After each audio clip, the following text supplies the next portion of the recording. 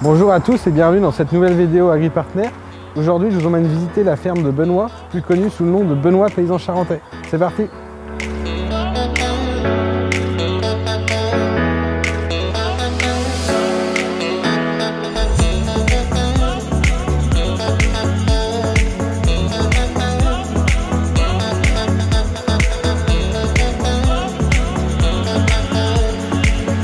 Je m'appelle Benoît Herouet, je suis agriculteur dans le sud de Charente, sur la commune de Becheresse.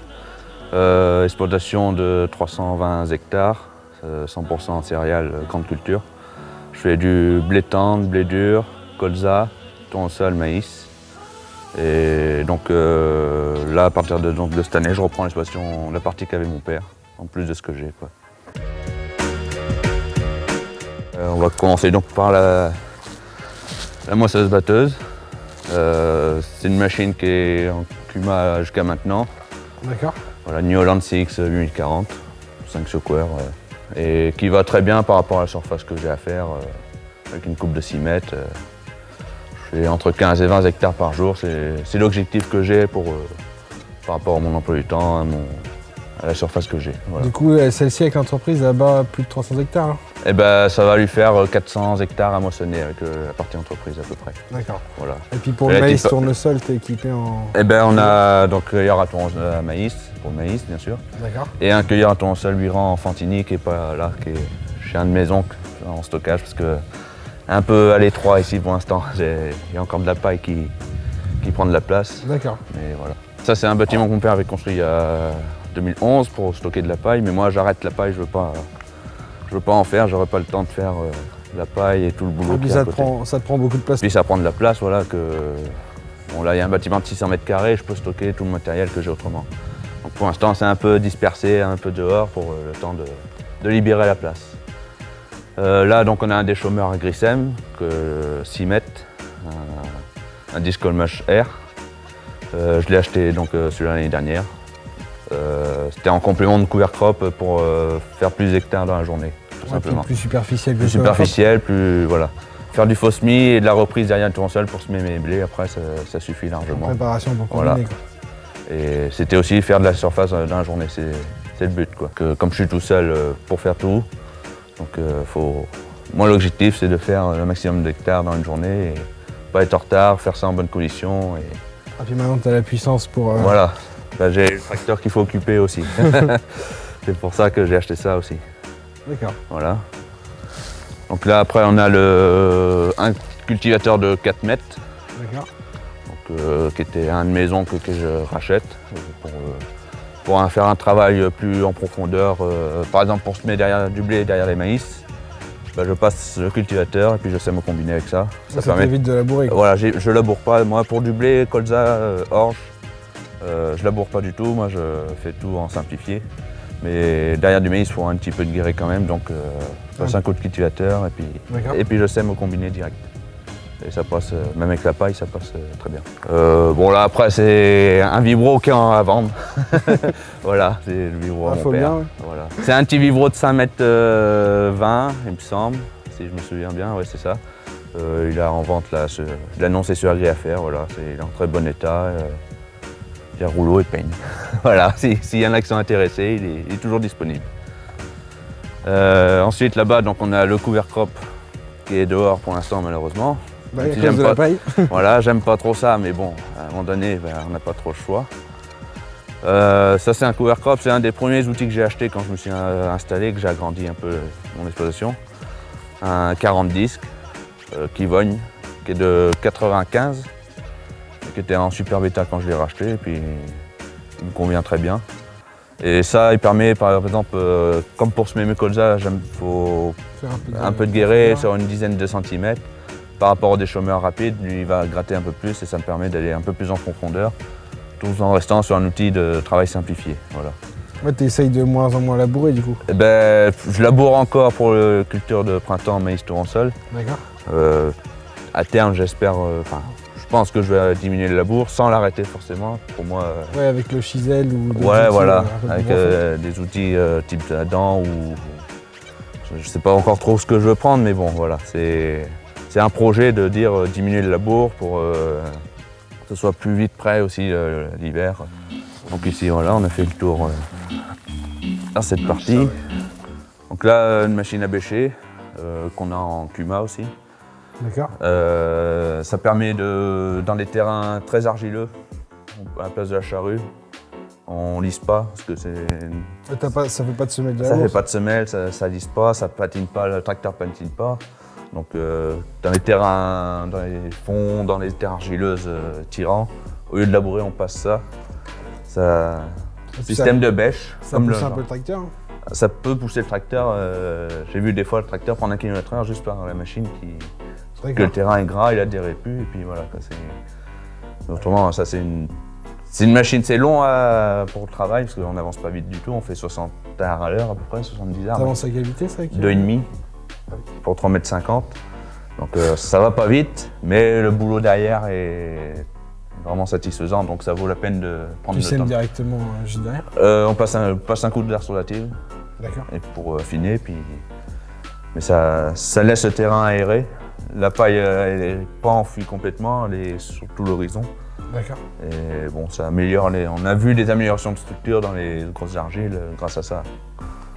Donc ensuite là, on a un petit broyeur d'accotement pour faire les bordures de champs, les bordures de route des fois quand on s'en sert un petit peu. Pour mettre propre avant la moisson. Voilà, c'est ça. C'est un petit plus. Ça permet d'éviter d'atteler les pareuses. Oui. C'est plus vite attelé, puisque vite, quand on a juste à faire un tour vite fait, ben on prend ça. Ça va beaucoup plus vite et puis.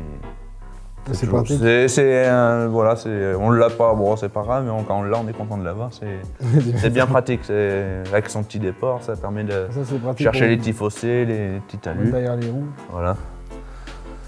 Donc là, un rouleau Cambridge de 6 mètres. Okay. C'est un rouleau de la Kuma, pareil, pour rouler derrière les semis, voilà, tout simplement. Nous, c'est beaucoup derrière les semis surtout.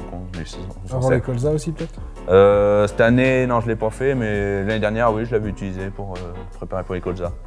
Ça dépend des conditions, ça dépend. Ça dépend de la météo. Quoi. Voilà, cette année c'était un peu humide, donc je ne l'ai pas fait, j'ai laissé tomber. Faut pas le remplir.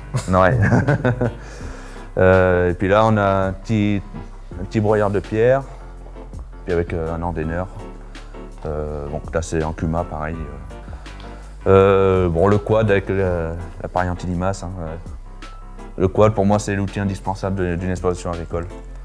Ça permet de faire la visite des cultures, la droite à gauche, mais aussi pour l'anti-limace. Oui, ça c'est bien pratique. Très pratique, voilà. Un petit pulvé peut-être aussi Non, pour l'instant non, mais je voudrais en mettre un pour faire des petits coins de champ. C'est toujours pratique. Voilà, c'est des bords de haies ou même dans le milieu de champ, des ronds de chardon, des trucs comme ça, quoi, dans les blés ou des maïs, quand c'est pas trop haut, qu'on sait qu'il y a des ronds de chardon, des ronds de graminées. Ça évite d'y aller à pied, quoi. Voilà, au lieu d'y aller à pied, on prend le quad, on sait que ça fait pas de dégâts sur les cultures, et puis on traite, et puis voilà.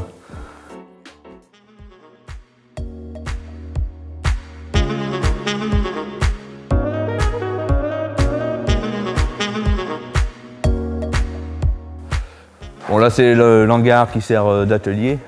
Bon c'est un peu le bazar pour l'instant parce qu'il manque un peu d'étagères, mais bon ça c'est un projet. Cette saison.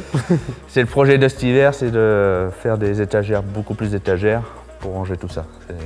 Voilà, tout ranger, que ça soit propre. Ouais, que ce soit propre. Et puis,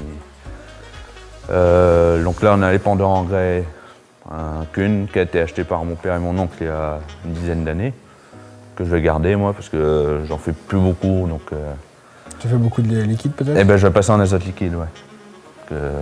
Là j'ai prévu de passer en azote liquide. Parce que j'ai des problèmes sur 30 mètres de large, j'ai des problèmes de répartition, d'épandage. Ouais, ça dépend pas forcément. Eh ben, quand il n'y a pas de vent, ça va très bien, mais dès qu'il y a un peu de vent, là cette année, malheureusement il y avait souvent du vent, donc j'ai fait avec du vent et ça se voit. Ça s'est vu dans les blés, quoi. Ouais, ça se voit visuellement. Ah ouais, ça faisait des bandes, ça me plaisait pas du tout. Et pourtant les réglages, c'était à peu près, mais le problème, dans un sens, ça mettait trop loin. Alors il a fallu descendre à chaque fois, à chaque bout pour changer. Ouais, donc, à chaque fois. Il a juste la pesée, il n'a pas autre chose, donc pour l'instant. Ouais, ça te suffit pour vous. Il me suffit largement pour ce que je vais faire maintenant. Voilà, c'est le maintenir propre le plus longtemps possible. Il ne coûte pas cher et puis voilà. Ouais, tant qu'il fonctionne. Voilà. Donc là, un pulvé Amazon que j'ai acheté cette année. avec une cuve avant pour avoir plus d'autonomie. C'est importé. Moi, le traîner chez moi, je vois mal en fonction. Enfin, j'ai des voisins qui en ont, ils s'en sont contents. Moi, à cause des pentes? Les pentes, les coins, les petites parcelles. Bon, ça fait vite du dégât, quoi. C'est plus pratique, quoi. Donc pour moi, le porter est le plus pratique. Après, c'était l'automoteur l'idéal, mais c'est pas le même tarif. Donc je me suis arrêté sur le porter en 30 mètres. Voilà. Okay. Et après, la capacité, tu la gagnes, t'en as autant qu'à entraîner avec la flotte. Là, j'ai 3000 litres. Donc bon, je pars tranquille, je fais mes 10 hectares à l'heure avec. Voilà, c'est l'objectif. Moi, c'est 100 hectares par jour quand je suis, donc je l'ai fait largement. Parce que les créneaux sont de plus en plus courts. Donc... plus courts, et puis voilà, faut aller plus vite. De toute façon, aujourd'hui, il faut chercher, faut plus faire en plein vent, en pleine chaleur, faut plus. Autrefois, on s'occupait pas trop de ça, donc on en faisait dans la journée, on s'en foutait. Et là, comme les colzas, par exemple, moi, les traitements en fleurs, c'est tout de nuit absolument. Oui, les fenêtres d'intervention. Voilà, donc moi j'ai une quarantaine d'hectares de colza à faire. Il faut qu'en une nuit, en 4 heures, ça soit fait dans la nuit, puis voilà. Quoi. Ouais, donc il faut quelque chose de performant. Voilà, en 4-5 heures dans la nuit, je ne veux pas y passer sur 2 nuits. Quoi. Donc pour ça, il faut quelque chose de performant et qui marche bien. Quoi.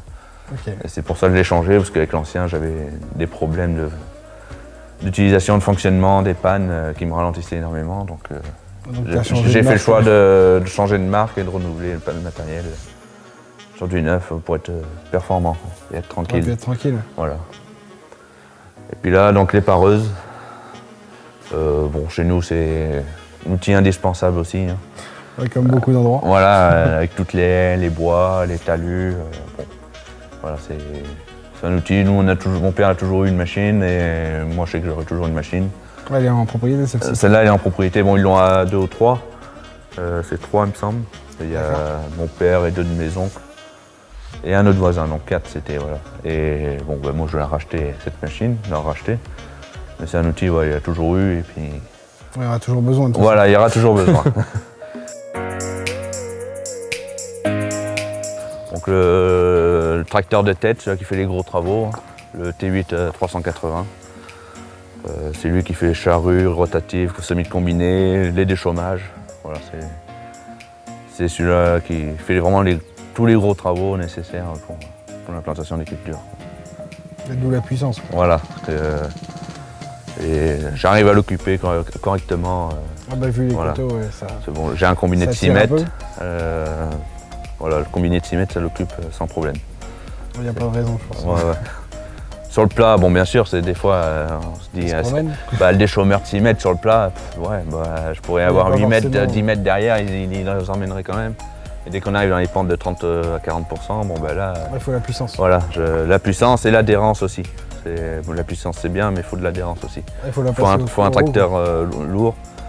C'est ce qui manque un peu, là. Je pense qu'il va falloir que j'achète des masses de roues pour bien l'asseoir et qu'il adhère mieux dans les coteaux. Parce qu'il patine quand même bien assez des fois.